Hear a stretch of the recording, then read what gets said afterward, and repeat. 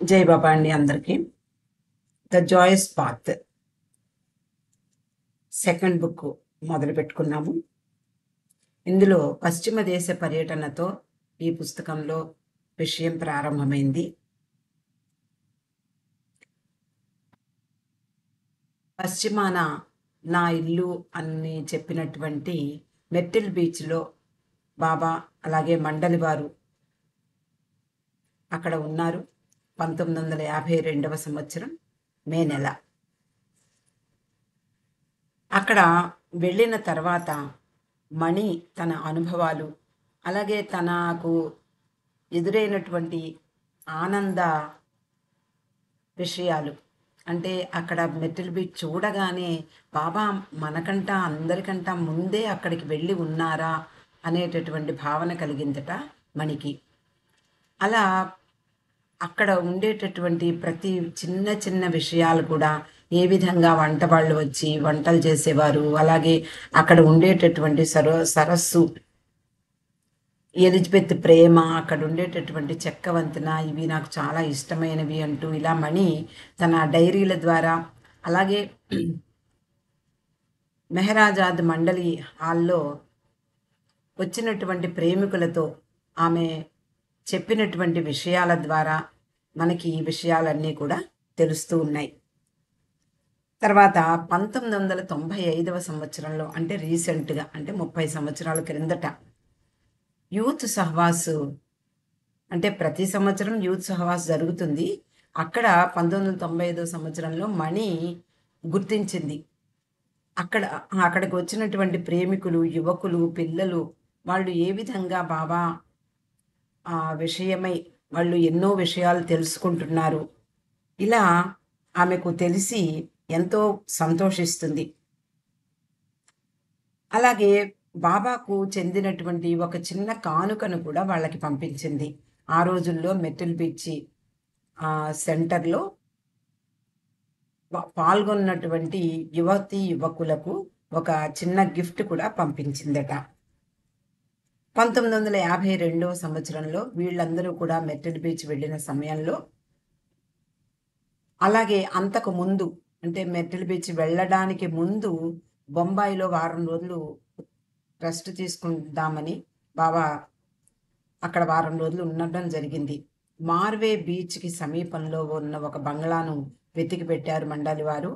వీళ్ళు స్త్రీలతో పాటు బాబా అక్కడ వారం రోజులు ఉండి విశ్రాంతి తీసుకున్నారు. అక్కడ విషయాలు, అంటే అక్కడ మార్వే బీచ్లో వీళ్ళు బాబాతో స్త్రీ మండలి వారందరూ కూడా వెళ్ళడము, అక్కడ దొరికేటటువంటి నత్తగుళ్ళల్ని ఏరుకోవడము, ఇవన్నీ కూడా గుర్తు చేస్తూ మణి వాళ్ళందరికీ ఉత్తరం రాస్తుంది. ఇది 1995లో జరిగిన సంఘటన. ఆమె మార్వే బీచ్లో బాబాతో అక్కడంతా కూడా నడయాడినటువంటి ప్రదేశాలన్నీ గుర్తు చేసుకుంటూ, అలాగే మెట్టిల్ బీచ్ ప్రాంతంలో బాబా మెహర్ స్పిరిచువల్ సెంటర్లో ఉన్న సందర్భంలో కూడా ఉదయాన్నే బాబాతో పాటు వీళ్ళందరూ కూడా బీచ్కి వెళ్ళేవారు. అంటే మెట్టిల్ బీచ్ లోపల నుండే బీచ్కి దారి ఉంటుంది, అంటే బీచ్ ఒడ్డునే ఉంటుంది ఈ ప్రాంతం అంతా కూడా. అటువైపు నుంచి వెడితే బీచ్లోకి వెళ్ళచ్చు. ఆ బీచ్లోకి వెళ్ళినప్పుడు ఇప్పుడు కూడా అద్భుతమైనటువంటి దృశ్యం ఇక్కడ కనిపిస్తూ ఉంటుంది.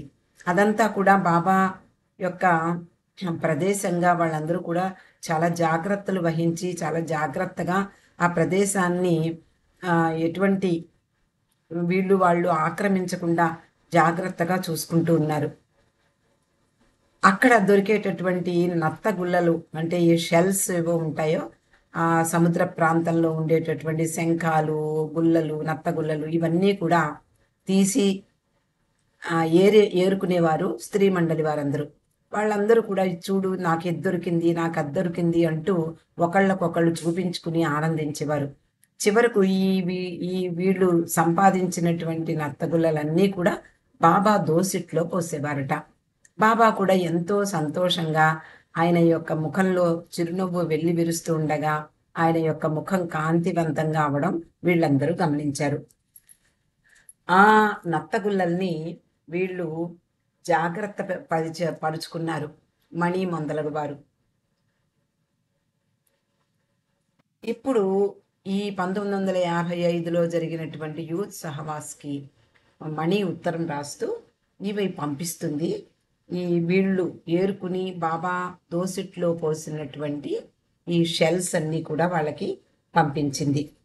పంపిస్తూ అంటుందన్నమాట, ఇవన్నీ కూడా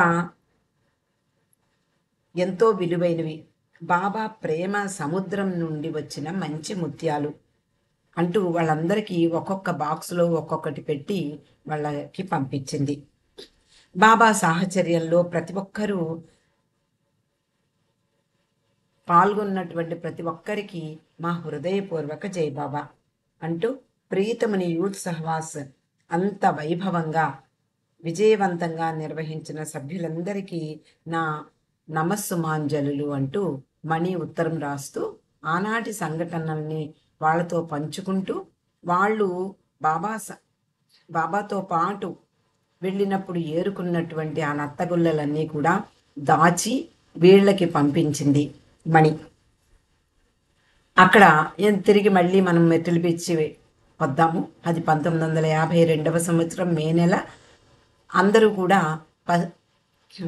పశ్చిమ దేశం అంటే ఇది మెర్టిల్ బీచ్ ఉన్నది తూర్పు ప్రాంతం, పడమర ప్రాంతానికి అంటే కాలిఫోర్నియాకి ప్రయాణం అవుతున్నటువంటి రోజులు.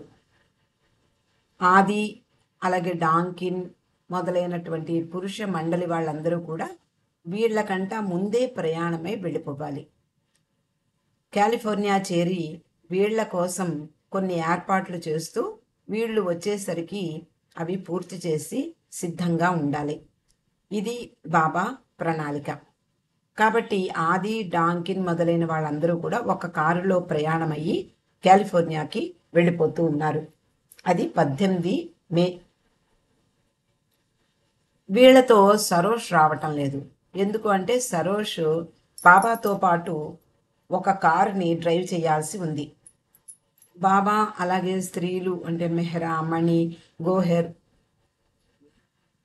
మెహ్రు వీళ్ళు నలుగురు ఎక్కినటువంటి కారుని ఎలిజబెత్ ప్యాటర్సన్ డ్రైవ్ చేస్తుంది. మిగిలినటువంటి మండలి వారు స్త్రీలు ఎక్కినటువంటి కారుని సరోష్ డ్రైవ్ చేస్తాడు. ఇలా ప్లాన్ చేశారు బాబా. దాని ప్రకారం సరోష్ ఇక్కడే ఉండిపోయాడు. ఆది డాంకిన్ మొదలైన వాళ్ళందరూ కూడా కాలిఫోర్నియాకి బయలుదేరి వెళ్ళారు. కాలిఫోర్నియా ఇక్కడికి 3000 మైళ్ళు. ఈ 3000 మైళ్ళు వారం రోజుల్లో చేరగలరు అనే ఉద్దేశంలో వాళ్ళు ఉన్నారు. 20వ తారీఖున బాబా స్త్రీ మండలి వారితో ప్రయాణమయ్యారు. ఎలిజబెత్ ఒక కారు నడిపితే మరో కార్ని సరోష్ డ్రైవ్ చేస్తూ ఉన్నాడు. వీళ్ళందరూ కూడా అంటే పురుష మండలి వారు ముందరే కాలిఫోర్నియా చేరి అక్కడ ఒక నెల రోజుల పాటు ఉంటూ హాలీవుడ్ అలాగే శాన్ ఫ్రాన్సిస్కో ఇవన్నీ కూడా తిరిగి నెల రోజుల తర్వాత మళ్ళీ మెర్టిల్ బీచ్కి రావాలి. తర్వాత అక్కడ మరొక నెల ఉండి అక్కడి నుంచి న్యూయార్క్ మీదుగా యూరోప్ వరకు ప్రయాణించాలి. ఇది మొట్టమొదట బాబా ప్లాన్.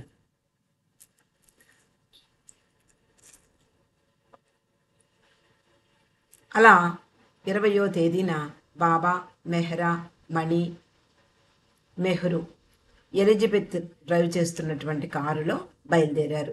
అలాగే సరోష్ నడిపే కారులో గోహెర్, రానో, కిట్టి, డేలియా వీళ్ళు నలుగురు ఉన్నారు. అలా 10 మంది బయలుదేరారు. ఆ రోజు అంటే బయలుదేరే రోజు అంటే మనకందరికీ ఈ బాబా యాక్సిడెంట్ గురించి మనం చాలాసార్లు చదువుకున్నాం. కానీ ఇక్కడ వీళ్ళు రాసే పద్ధతి అంటే ఆది ఉత్తరం రాయడము, మణి ఉత్తరం రాయడము, అలాగే మణి ఫీలింగ్స్, తర్వాత అక్కడ ప్రయాణం అంటే బాబాతో ప్రయాణం చేస్తున్నటువంటి వాళ్ళందరి దృష్టిలో ఆ దృశ్యం అంటే ప్రమాద దృశ్యం ఏదైతే ఉందో వాళ్ళు ఏ విధంగా చెప్పారో అవన్నీ కూడా ఇక్కడ పొందుపరచబడ్డాయి. ఆ రోజు బాబా మూడు అస్సలు బాగోలేదుట, చాలా గంభీరంగా ఉన్నారు. ఎలిజబెత్ డ్రైవ్ చేయడానికి వచ్చింది, మెర్టిల్ బీచ్కి వచ్చింది. బాబా అడిగారు, నీ ఇన్సూరెన్స్ పేపర్లు ఎక్కడా అని. ఇంట్లో ఉన్నాయి బాబా అంటే వెంటనే వాటిని తీసుకురమ్మన్నారు. ఆమె వెంటనే తీసుకువచ్చింది. అలాగే బాబా సరోష్ని అంటే సరోష్ నడిపే కారుతో తన వెనకాతలే ఉండమని చెప్పారు. ఎన్నోసార్లు చెప్పేవారు, ఎక్కడికి వెళ్ళొద్దు, దూరం అయిపోవద్దు, మా కారునే అనుసరించు అంటూ చాలా హెచ్చరికలు చేశారు. అయినా సరిగ్గా ప్రమాదం సమయానికి సరోష్ కారు చాలా దూరంగా వెనకబడి ఉంది. బయలుదేరినప్పటి నుండి కూడా బాబా మూడ్ బాగాలేదు అంటూ మణి చెప్తోంది. చాలా డిస్టర్బ్డ్గా ఉన్నారు. అంటే బాబా తాను చెయ్యబోయేటటువంటి విశ్వకార్యంలో భాగంగా ఈ ప్రమాదం ఒకటి. ఈ ప్రమాదం జరగడానికి ఆయన ఎంతగా మానసికంగా ఇబ్బంది పడ్డారో, అంటే ఏ సమయానికి ఎలా ఏ విధంగా ఆ ప్రమాదం జరగవలసి ఉంది, ఇదంతా కూడా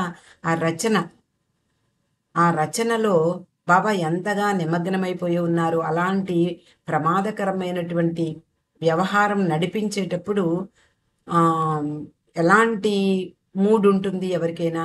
ముఖ్యంగా భగవంతుడు తాను చేయబోయేటటువంటి ఒక కార్యాన్ని సజావుగా నడిపించడం కోసం, అంటే ప్రమాదం కూడా ఆయన రచన చేసిందే కాబట్టి దాన్ని ఏ విధంగా ఏ క్షణంలో ఏ రకంగా ఆ ప్రమాదం జరగవలసి ఉందో ప్రతి క్షణము ఆయన అప్రమత్తంగా ఉండారు. 20న వీళ్ళందరూ బయలుదేరే సమయానికి హోరున వర్షం పడుతోంది. వీళ్ళ ప్రయాణం కూడా క్లుప్తంగా రాస్తోంది మణి. కొలంబియా ఆ ప్రదేశంలో ఆగారు. సాయంత్రం భోజనం చేశారు. కానీ బాబా ఏమీ తినలేదు.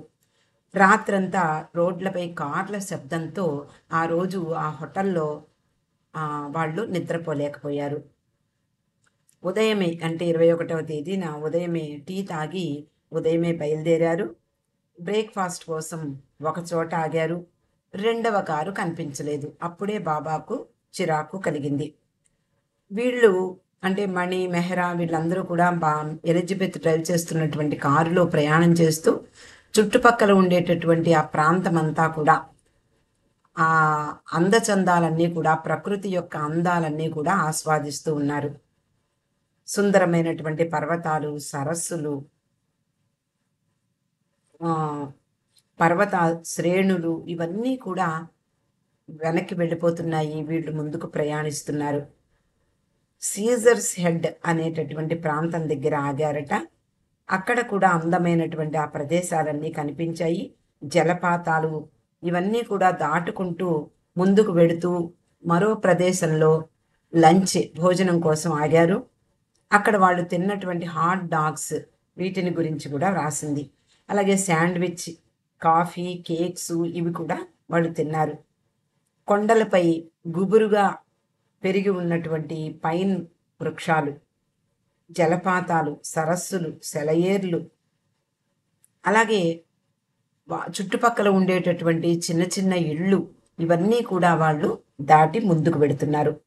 ఆ రోజు మర్ఫీ అనే ప్రాంతంలో రాత్రి ఆగారు. 22న ఉదయం ప్రయాణం ప్రారంభించి టెన్నెసీ రాష్ట్రంలోకి ప్రవేశించారు. అద్భుతమైనటువంటి ఆ పైన్ అడవులు, నదులు ఈ మధ్య 2 సార్లు ఆగారు. క్లీవ్ల్యాండ్ అనే ప్రాంతాన్ని దాటారు. ఒక బోర్డు మీద జీసస్ ఈజ్ కమింగ్ సూన్ అని వ్రాసిందట. క్రైస్తవులు క్రీస్తు మళ్ళీ పుడతాడు అనేటటువంటి నమ్మకంలో ఉంటారు. అక్కడ బోర్డు మీద ఒక రాయబడి ఉంది, జీసస్ ఈజ్ కమింగ్ సూన్. అంటే బాబాయే జీసస్ కాబట్టి ఆయన అప్పుడే వచ్చేసాడు. తెలిసిన వాళ్ళు తెలుసుకున్నారు, తెలియని వాళ్ళు తెలియకుండానే ఉండిపోయింది వాళ్ళకి. అలా కొన్ని మైళ్ళు దాటారు. అక్కడ జీసస్ ఈజ్ హియర్ అనే బోర్డు ఉందిట. జీసస్ ఇక్కడ ఉన్నాడు. నిజమే కదా, జీసస్ మళ్ళీ మహమ్మద్గా ఆ తర్వాత మెహర్ బాబాగా జన్మించి అక్కడ ఆ సమయంలో ఉన్నారు. మణి ఈ రహస్యం వాళ్ళకి ముందే తెలుసుంటుంది ఆ బోర్డు రాసిన వాళ్ళకి అనుకుంది. ఎందుకంటే జీసస్ ఈజ్ హియర్ అనగానే బాబా అక్కడికి వచ్చి అక్కడ బోర్డును చూసి ఉంటారు. కాబట్టి మణి అనుకుందట, ఈ బోర్డు రాసిన వాళ్ళకి ముందరే ఈ విషయం తెలుసేమో, మనం అందరం ఇక్కడికి వస్తామని అని అనుకుంది. మెహ్రా కూడా బాబాతో ప్రయాణం చేస్తూ ఆ బోర్డు చదవడం ఎంత అందంగా ఉంది, ఎంత ఆనందంగా ఉంది అంటూ వ్యాఖ్యానించింది. కాసేపటికి వెనకాతలు వస్తున్నటువంటి కారు, సరోష్ కారు కనిపించలేదు. మళ్ళీ ఏమైంది అంటూ బాబా చాలా కలవరపడిపోయారు. తర్వాత ఎన్నడూ చూడనటువంటి మరొక అందమైన దృశ్యం చూశారు వీళ్ళు. రాక్ సిటీ అనే ప్రాంతంలో ruby water falls. Ruby water falls అంటే రూబీస్ అనేవి ఎర్రగా ఉంటాయి కాబట్టి దానికి రూబీ వాటర్ ఫాల్స్ అని పేరు పెట్టారు. ఆ ఎరుపు రంగులో వాళ్ళు బహుశా ఎర్రటి లైట్ల వెలుగులో చూపిస్తారేమో మరి. ఆ వాటర్ ఫాల్స్ కిందకి వెళ్ళి చూడాలట. ఆ కిందకి వెళ్ళడానికి లిఫ్ట్ కూడా ఉంటుందట. ఆ కిందకి వెళ్ళి ఆ జలపాతం పడే ప్రాంతంలో అది చూసి వస్తారనుకుంటాను పర్యాటకులు. ఆ ప్రాంతానికి వెళ్ళినటువంటి వీళ్ళందరికీ మణి ముఖ్యంగా ఆ దృశ్యాన్ని చూసి చాలా అందంగా వర్ణించింది. నిజానికి పైనుండి జలపాతం ఎర్రటి రక్తపు మడుగులో పడుతోందా అన్నట్లుగా ఆ జలపాత దృశ్యం కనిపించిందట.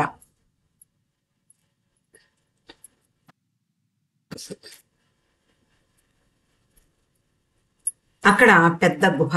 ఆ గుహలోకి వెళ్ళి వీళ్ళు ఈ వాటర్ ఫాల్స్ని చూశారు. తర్వాత మిసిసిపి దాటారు, ఆర్కన్సాస్లోకి అడుగుపెట్టారు. అక్కడ శాండ్విచ్, టీ తీసుకున్నారు. వర్షం కూడా ధారాళంగా కురుస్తోంది.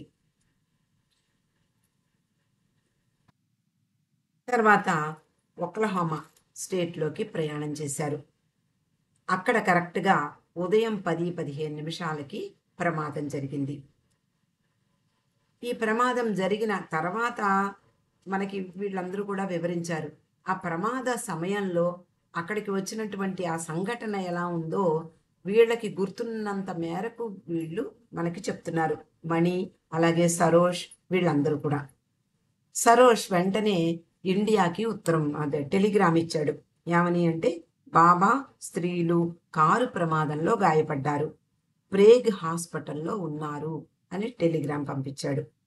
మర్నాడు సరోష్ నెమ్మదిగా వాళ్ళందరికీ, అంటే ఇప్పుడు భారతదేశంలో ఉంటూ బాబాకు స్త్రీలకు యాక్సిడెంట్ జరిగింది అనగానే వీళ్ళు ఎంతో కలవరపాటుకు గురవుతారు.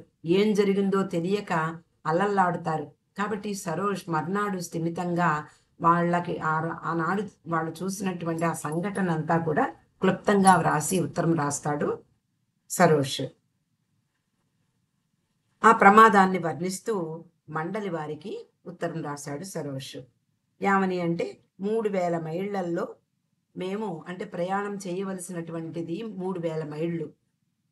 బాబా బృందం అంతా కూడా 800 మైళ్ళు ప్రయాణం చేశారు. అక్కడ ఒక్లహోమా దారిలో ఉన్నారు. ఎలిజబెత్ కారు చాలా శక్తివంతంగా వేగంగా వెళ్ళింది. వీళ్ళందరూ, అంటే సరోష్ వెనకాతలే ఒక కారులో అనుసరిస్తూ ఉన్నారు. అంటున్నాడు సరోష్, నేనేం రాయాలి, నేనేం చెప్పగలను, నిన్న మాకు ఒక భయంకరమైనటువంటి రోజు. వాళ్ళు, అంటే ఎలిజబెత్ నడుపుతున్నటువంటి కారు ముందుకు ప్రయాణం చేస్తోంది. కారు ప్రమాదానికి గురి అయిన తర్వాత ఒక అరగంట తర్వాత మేము అక్కడికి వచ్చాం. అక్కడ దృశ్యాన్ని చూసి మేము జీవితాంతం మరువలేనటువంటి దృశ్యం అది. భయంకరమైనటువంటి ఘోర ప్రమాదం. బాబాతో సహా అందరూ తీవ్రంగా గాయపడ్డారు. మేం వచ్చేసరికి బాబా ముఖం ఒక ప్రక్క అంతా రక్తంతో తడిసిపోయి ఉంది. మరోవైపు మెహ్రు రక్తసిక్తమై ఉన్నారు. ఎలిజబెత్ చక్రానికి సీటుకి మధ్య ఇరుక్కుపోయింది. ఈ విషయాన్ని మీరు ఊహించుకోవచ్చు. నేను నేరుగా బాబా దగ్గరికి వెళ్ళి లేపడానికి ప్రయత్నించాను.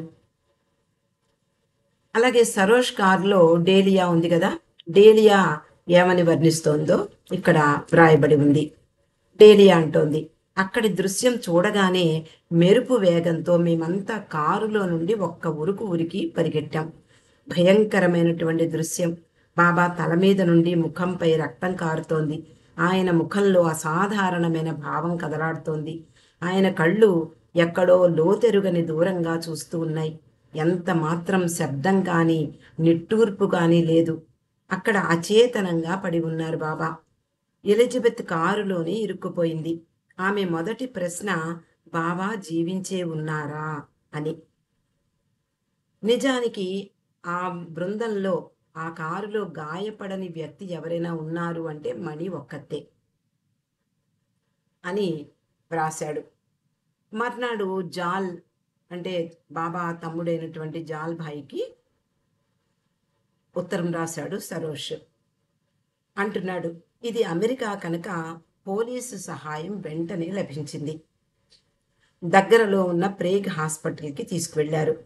ఎలిజబెత్ కారు ఎదురుగా ఉన్న కారుతో ఢీకొంది. బాబా ఎడమ పాదము, ఎడమ చేయి, ఎముక విరిగాయి. ముఖం లోపల బయట తీవ్రంగా గాయాలయ్యాయి. మెహ్రా తల, నుదురు ఫ్రాక్చర్ అయింది.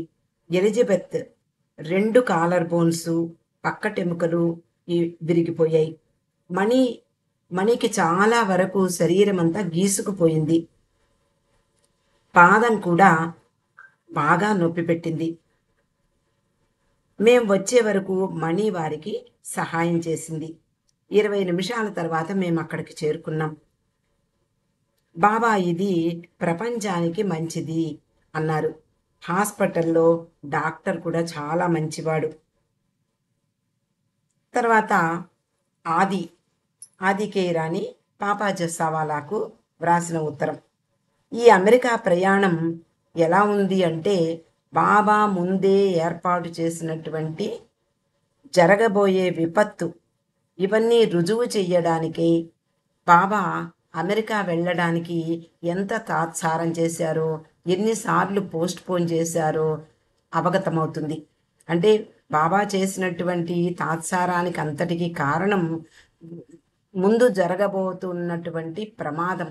ఈ ప్రమాదం ఎలా జరగాలి, ఎప్పుడు జరగాలి, ఏ విధంగా జరగాలి, ఎవరి ద్వారా జరగాలి, ఇవన్నీ కూడా డివైన్ ప్లాన్, ఆ దైవీ ప్రణాళిక. బాబా రచన చేసినటువంటి ప్రణాళిక గురించి మనకి తెలియాలి అంటే ముందు జరిగినవి, వెనుక జరిగినవి ఇవన్నీ కూడా ఒకసారి క్రోడీకరించుకుంటే మనకు అర్థమవుతాయి అంటూ ఉత్తరాలు వచ్చాయి. ఆది రాశాడు, అలాగే సరోష్ రాశాడు. ఇంతకీ మనకి అంటే బయట ప్రపంచానికి తెలిసిన విషయం ఏమిటి అంటే, ఎలిజబెత్ కారుని ఎదురుగా రాంగ్ సైడ్లో వస్తున్నటువంటి కారు ఢీకొంది. ఇది మనకి తెలిసినటువంటి కారణం. ఆ డ్రైవర్ తన కోసం ప్రత్యేకంగా ఒక సీట్ని ఏర్పాటు చేసుకున్నాడు. ఆయన కాళ్ళు విరిగిపోయినటువంటి వికలాంగుడు. దానికోసం కారు డ్రైవింగ్ సీట్ని మలుచుకున్నాడు. అంటే కారు కాళ్లతో తొక్కవలసినటువంటి బ్రేకు, యాక్సిలేటరు, లేడరు ఇవన్నీ కూడా పైనే పెట్టుకున్నాడు, చేతులతో ఏర్పాట్లు చేసుకునేదానికి. ఇలా అలాంటి కారు అతడు కూడా మొట్టమొదటి రోజే ప్రయాణం యాక్సిడెంట్ అయిన తర్వాత ఆ కారులో ప్రయాణం చేస్తూ ఏదో మెయిల్ వ్యాన్ని దాటించకపోయి ఎలిజబెత్ కారు ఎదురొచ్చేసింది. మణికి గుర్తున్న విషయాలు ఇక్కడ రాస్తోంది. మణి అంటోంది, నేను ఆ సమయానికి నా పాదాలు కొంత పైకి పెట్టి వెనక్కి వాలాను. కళ్ళు మూసుకున్నాను. మెహ్రు ఎదురుగా వస్తున్న కారుని చూసి గట్టిగా బాబా బాబా అది వస్తోంది అని అరిచారు. నేను ఎందుకలా అరుస్తారు, బాబా కారులోనే ఉన్నారు కదా. అంతే, ప్రమాదం జరిగిపోయింది. సీను మారిపోయింది. అంతా రక్తమయం. నేను కునుకు తీస్తున్నాను. గట్టి దెబ్బ తగిలి ఒక్కసారిగా కళ్ళు తెరిచాను. ఆ గట్టి దెబ్బ చాలా సంవత్సరాలు ఆ దెబ్బ యొక్క బాధ, దాని తాలూకు బాధ ఉందట మణికి. ఎలిజబెత్ ముందుకు వాలిపోవడం చూసి చనిపోయిందేమో అనుకున్నాను. కళ్ళు తెరిచి చూడగానే కారులో నేను ఒక్కరితోనే ఉన్నాను, వెనక సీట్లో. బాబా, మెహ్రా అలాగే మెహ్రు ఎవ్వరూ లేరు. వెంటనే బాబా దగ్గరికి మెహ్రా దగ్గరికి వెళ్ళి మోకాళ్లపై కూర్చున్నాను. మట్టి, రక్తంతో నా దుస్తులు రంగే మారిపోయాయి. అక్కడున్న వ్యక్తిని అంబులెన్స్ ఎప్పుడు వస్తుంది అని అడిగాను. అతడు వస్తోంది అన్నాడు. మెహ్రా విపరీతంగా బాధపడుతోంది. నిజానికి ఆమెది చలించని స్వభావం. దృఢంగా ఉంటుంది. చాలా సున్నితం. హోమియో మందు కూడా ఆమెపై చాలా ప్రభావం చూపిస్తుంది. ఒక ప్రక్క ప్రియమైన మెహరా, ఒక ప్రక్క ప్రియాతి ప్రియమైన బాబా నేలపై నిస్సహాయంగా పడి ఉన్నారు. ఖచ్చితంగా షాక్లో ఉండిపోయి ఉంటుంది మణి. అంటే ఈ ప్రమాదం అంటే భరించే వాళ్ళకంట ఎదురుగా చూసిన వాళ్ళు షాక్కి గురయ్యే ప్రమాదం ఉంది. కాబట్టి మణి కూడా ఆ షాక్లో ఉండిపోయింది. ఈ ప్రమాదం చూసిన ప్రతి ఒక్కరూ మణి యొక్క మానసికమైనటువంటి ఆ షాక్, ఆ స్థితిని ఊహించుకోగలరు. ముందు వెళ్ళిన వారు వెనక్కి తిరిగి వచ్చేశారు. ఎవరు? ఆదికే రాని వాళ్ళు. ఎంత దిగ్భ్రాంతికి లోనై ఉంటుందో మణి. కానీ తాను మాత్రం గాయపడలేదు అని గ్రహించి వెంటనే వాళ్ళకి సహాయం చెయ్యడానికి ముందుకురికింది. మోకాలు దెబ్బ తగిలింది. చాలా రోజులు మోకాలు దెబ్బ బాధ పెడుతూనే ఉంది. కానీ ఆ దృశ్యం చూసిన బాధ, ఆ షాక్ వేరేగా ఉంది. మణి మనస్సుపై దాని ప్రభావం చాలా ఉంది. ఇక్కడికి ఈరోజు ముగిద్దామండి. అవతార్ మెహర్ బాబాకి